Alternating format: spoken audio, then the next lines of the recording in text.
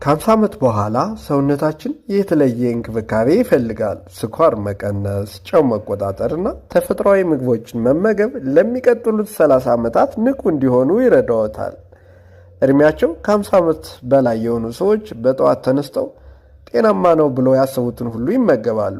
ነገር ግን ከሰዓት በኋላ ጭንቅላታቸው ይደክማል፣ መገጣጠሚያቸውም ይቆስላል።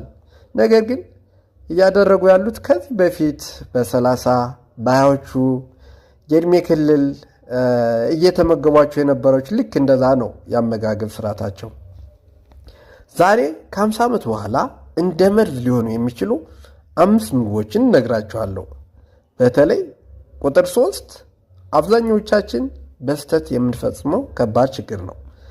በ50 ዓመታችን የሰውነታችን ሜታቦሊዝም ይቀየራል። በ30 ዓመት እንደፈለግን ያቃጠልነውን ምግብ አሁን ላይ ግን በሰውነታችን ውስጥ እንደ ስብ ይከማቻል።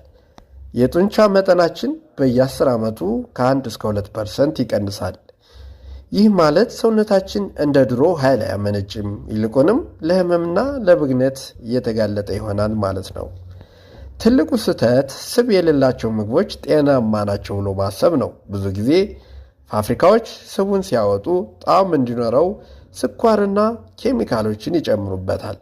ከ50 ዓመት በኋላ ግን ትልቁ ጠላታችን ስኳር እንጂ ስብ ብቻ አይደለም። ስኳር ኢንሱሊን እንዲጨምርና ሆዳችን ስብ እንዲያከማች ያደርጋል። ሰላም፣ ዶክተር አበባው ነኝ። በዚህ ቪዲዮ ከ50 ዓመት በኋላ መወገድ ያለባቸውን ምግቦች እነግራቸዋለሁ። ከእነዚህም ውስጥ አንደኛ የተቀነባበሩ የፍራፍሬ ጭማቂዎች። ፍሬውን ስንበላ ፋይበር እናገኛለን። ጭማቂው ግን የደም ስኳርን በከፍተኛ ሁኔታ ይጨምራል። ይህም ለስኳር በሽታ ያጋልጣል። ሁለተኛ የተቀነባበሩ ስጋዎች። እነዚህ ሶዲየምና ፎስፌት የበዛባቸው ናቸው። ከ50 ዓመት በኋላ ኩላሊታችን እነዚህን ማጣራት ይቸገራል። ይህ ለደም ግፊትና ለደም ስር መጥበብ ይዳርጋል ማለት ነው። ሶስተኛ የስኳር ፕሮቲን። ብዙዎቹ የከረሜላ ያህል ስኳር አላቸው። ስኳር ከሰውነታችን ኮላጅን ጋር ተጣብቆ ቆዳችን እንዲጨማደድ ያደርጋል።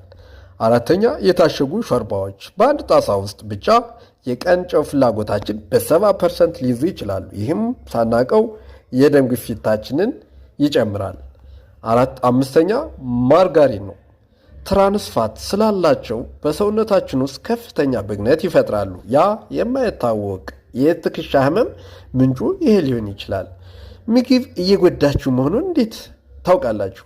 አንደኛ ከሰዓት በኋላ ድካም ካለ፣ የጣት መገጣጠሚያዎች ማበጥ ወይም መገተር፣ የማይንቀሳቀስ የሆድ ስብ፣ እነዚህ የደም ስኳር መዛባትና የብግነት ምልክቶች ናቸው። በምትኩ ምንም ብናዘወትር የተሻለ ይሆናል ለሚለው አንደኛ ጭማቂን በአረንጓዴ ሻይ መተካት፣ የተቀነባበረ ስጋን ከመብላት በቤት ውስጥ የተጠበሰ ዶሮ መጠቀም፣ ስኳር የበዛባቸውን ምግቦች በዋልትነት መተካት። ትልቁ ሚስጥር ደግሞ በጠዋት ፕሮቲን መመገብ የደም ስኳርን ቀኑ ሙሉ የተስተካከለ ያደርገዋል ማለት ነው።